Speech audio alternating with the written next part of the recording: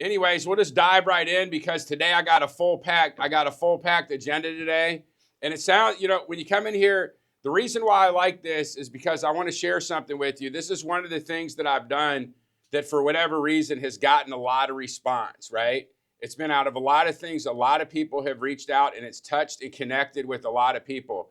This is also, for some of you maybe have seen when I was on stage with David Goggins and Andy Elliott, this was also something that I did there with the audience. So I'm going to kind of go ahead and frame it, and we'll dive right in. So basically, a hunter or a farmer. Are you a hunter or a farmer? Like, you can say there's one of two ways you can say this, and the same thing applies. It's the same thing for sales, or it's the same thing for business, right? It's a hunter. Are you a hunter or a farmer? The universe rewards those that can do both. Hey guys, how you doing? My name's Joey Battista. I'm an active 9-figure entrepreneur. Listen, inside this video, I'm gonna share with you the tips and tricks, the real life examples that I use growing and scaling companies today. Listen, I'm not an influencer. I'm an entrepreneur with a passion for sharing what I've learned over the last 3 decades. And it's a privilege for me to share it with you here today. And we're gonna go through and we're gonna see where you're at, but I wanna kind of segue that framework there, going through here. That's what you're going to go through today. It's going to be an exercise that's going to get you in the right mindset to teach you how to optimize, whether you're a sales professional or for your business. It's going to show you how to optimize, and it's going to also show you where your blind spots are and what you need to do to tap into additional opportunity that you don't need to buy, advertise for, shake hands for, cold call for, existing opportunity that's in front of you right now. I want you to think about that as we go in. And we're just going to dive right in. So think about it, we're going to go in and go through it. But, remember, the hunter every single day, the fundamental philosophy of this is the hunter every single day. Every time they want to eat, they got to wake up and they got to go hunt. That's your advertising, that's your marketing, that's your cold calling, that's your prospecting, that's your new lead gen, right? That's your cold outreach, your DMs, you name it. But the farmer is the person who already has the people in their ecosystem, and they go ahead and they make more money off their existing clients. And they make the money by solving problems for them. They're not just creating things, they're solving problems that the people need solutions for anyways. So as we go through this today, we're going to break it down piece by piece, what you can do to go out and make an impact and make a real difference. Whether you're a solopreneur or you have 500 employees, the reality is this is a philosophy. It's not up for negotiation. It's an absolute must if you want to win big. Right? Bottom line. So let's dive in. Why this matters. 1, it's how you optimize your business. The way that you get to the next level is you have to optimize your current business that you have now. So many people have this hunger and fire inside of them, and they're skipping doing the real work of what's in front of them, which is optimizing. And I can break this down, whether it's your current business or your current role. If it's your current role and what you're doing, if you can optimize where you're at, God, the universe, will give you another opportunity. It's that simple. But the answer is found in optimizing. And it also talks about the high cost of hiring the wrong type of people. One of the biggest lessons that I've learned as an entrepreneur, and I'm like a lot of you, or some of you, I'm not going to say a lot, I'm going to say some of you, I like to learn things the hard way, and I'm a little bit slow. I kind of took maybe 15 years too long in realizing what it was. But if you can find people and hire people who naturally do what you want them to do, that's really how you scale a business and doing it. You will have no luck scaling fast, trying to break people of bad habits and put them in roles that they don't want to do, right? And then you also know, right, when sales performance is required. Hey guys, if you found value in this video, share it with somebody in need. Listen, these videos are a series all brought together that can teach you the real life example. So if you liked it, follow the other video. When sales performance is required, you know the person that you need. So many people come in, if I hire 5 sales guys, when I say guys, I mean ladies and gentlemen, but if I hire 5 of them, I can tell you, usually, within the first 72 hours, it's 7 days max, I know what I have. The idea of 90 days later or 6 months later, I know if they're ever going to be able to be successful. And this is the framework that we're going to drop in here right now. We're going to break it down piece by piece so that you have something actionable. So definitions, right? I always here's the thing. In order to transfer value and to make sure that the end user gets the most, a lot of things, remember this, great leaders are never misunderstood. salespeople are never misunderstood. I talk really fast. I say a lot sometimes. I'm working on learning how to pause to deliver the message, to do a better job, to give the audience more value. It's one of my growth areas that I'm working on is I'm developing and speaking.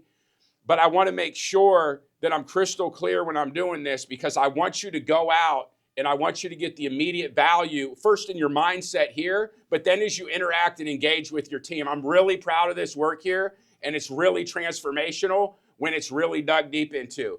So, you come in, we're going to talk about the hunter, right? You got their core focus, client acquisition, aggressive, fast-paced, bold, right? That's the young Joey. Some of you, that's the younger you. Some of you, that's the older you. Prospecting, closing, pushing into new markets, cold outreach. That's what they're best at, right? We're talking about strengths, best at, risk factors, may burn leads, lacks follow-up. The hunter doesn't worry about it. They fire a shot, they miss, they just wait for what's coming over the other hill, and they fire again. And if they're a bad shot, they fire 5 times. So it is what it is. That's what they do, right? So if they're at least committed to winning.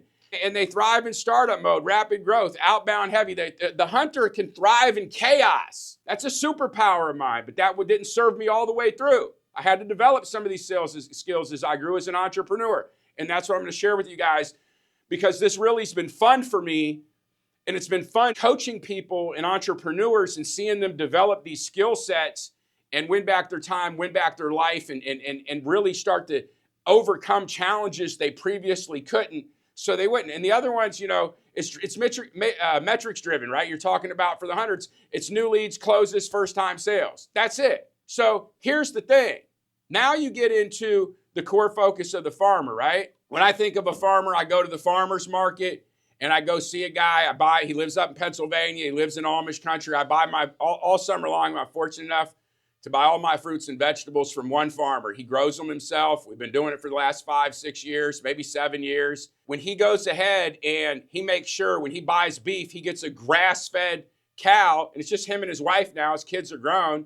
He buys it and it lasts for 2 years. Farmers are used to planning out. They barter with their neighbors. He barters with his neighbors. So when he comes to the farmer's market, he may not have everything that the people at the market need, but he has a surplus of other things. But he has relationships. He has people that he can just go to right at the end of the street and say, hey, Carl, how you doing? I need some of them strawberries. I'm running low on strawberries. And he's like, all right, well, what do you got for me? Okay, boom, right? So that's what the farmer does. Long-term relationship management, nurturing and consistent, service-orientated, right? Retention and upselling, right? He goes to the market. He has success. He goes back and he gets more immediately, knowing next week it'll be better. And they win together. Not only does the farmer have good luck at the market, the person he has a relationship with had good luck too, because they got somebody else selling their berries, their whatever it is. So they may miss building trust, increasing lifetime value. Farmer, hey, here you go, no problem. You want to bring your daughter up, bring your wife up, come to the farm, no problem. You guys can come up, check it all out. That's the way he does business, right? And living in the DC metro area, it's not normal for somebody to go in. It's abnormal for somebody to open up their home to you, right? And say, hey, come on to the farm, come check us out, come see it. This is how he's opened up to us to be able to do that. Reminds me of home when I grew up in the Midwest as a kid. But the thing is, it's a lot of value in it. He has the business on lock for the whole summer. Like, I don't eat what I want. When the summer starts, my wife and I and my daughter, we don't eat what we want.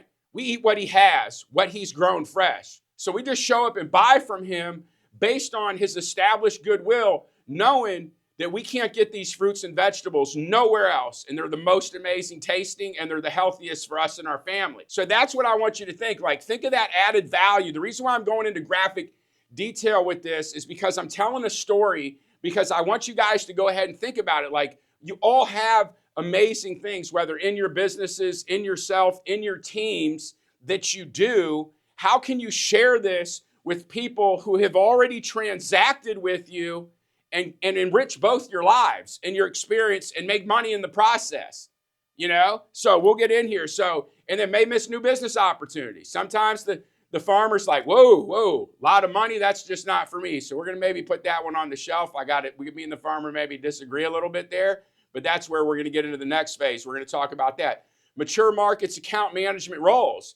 You got a client that's been spending money with you for 2 years. You want to give them to a salesperson, a hunter? No, you give them to a hunter. They're not going to follow up with them. They're not going to follow up. They may not value the relationship as much as they should.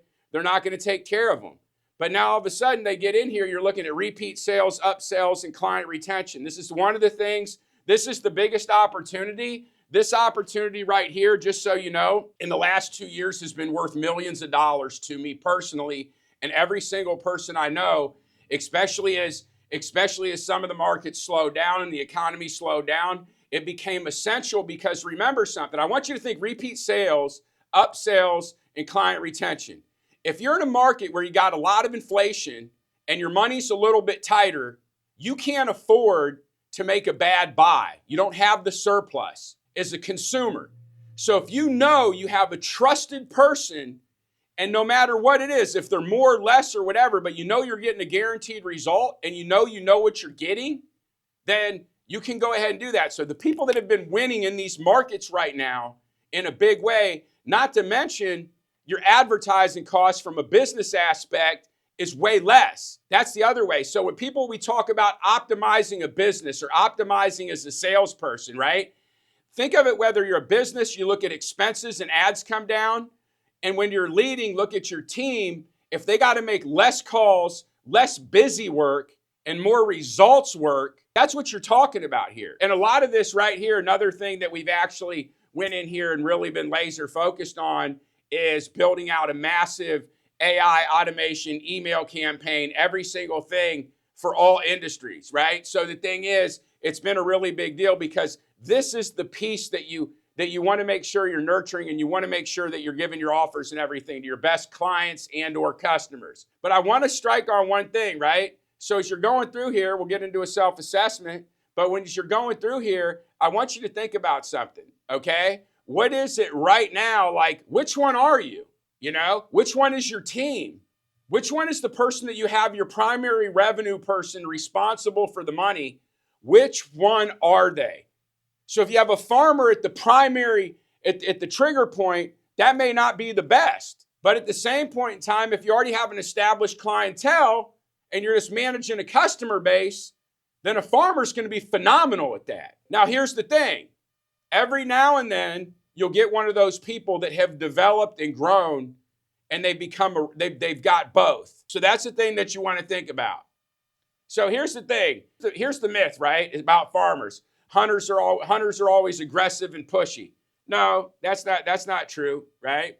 Farmers are passive and afraid to close. We go through there. So let's go ahead and then we look over here. Great hunters are strategic and persuasive. Top farmers close big deals through trust. If you want to get the big tickets where people are actually taking a family nest egg and giving you a portion of it, you're going to have some trust involved in that. It's just a fact of life. People are not going to give away their family nest egg because you're a fast talker and a smooth talker. You're going to have some of those qualities. Hunters only care about new clients, right? That's the myth. The best hunters know how to open doors and future opportunities. Farmers don't drive revenue. Farmers often generate higher lifetime revenue, value, retention, upsells, everything than hunters. They really and truly do. So it's really important that we don't put these self-imposed limitations on ourselves or our people. If I can share one thing with you that I've learned in 3 decades of coaching people, and I've coached thousands of people, there's a few things that I've learned that are really, really big. And the number one thing is when I talk to assess a leader or anybody, if I'm coaching somebody in a business, as soon as I know their mindset, my only job becomes shifting their mindset. Because if I cannot shift their mindset, they will only manifest repetition in what they've already done. It will be a self-imposed sentence. There's nothing you can do. So it's really important when you're seeing these techniques and you're doing them, this is an exercise you can go through, or these are things you can go through with your people, and you try to expand their minds so they can understand, because then you can go in and coach them. Because if you can't change it, there's nothing you can do. You should only hire one or the other. A successful sales team blends both. Each role supports different growth phases. Vitally important to realize. Most of the time, listen, and here's the thing. I'm not bragging, but I'm going to tell you this. As far as understanding the psychology, okay, of how to build a sales team, a sales environment, I can tell you there's less than 1% of all the people in the world in sales that understand it. They get bits and pieces of it, but they don't understand the psychology of all of it. Even some of the best salespeople you see in the world, they don't get the whole psychology of it on how to build it to get other people to do it and how to get people to do it together. How do we do it together? How do we build a team? And there's exact styles and techniques. And the thing is, as part of that is this communication here. So self-assessment right now, whatever the case may be, you guys either have it right now in the DMs. If somebody gets this at a later date, it'll be a download. You can get it. But the thing is, right now, you have it. So get the self-assessment. Keep in mind, this is just going in here, getting you guys your brain waves together so that you can go ahead, you have an actionable thing, so you can go ahead and you can say, wait, if I know I need to be both a hunter and a farmer, that there's opportunity in both. I know if I have a company or a business or I run a sales team, I know that I need both to unlock opportunity. So if you can reverse engineer it, if you're like, well, hey, we're really good hunters around here.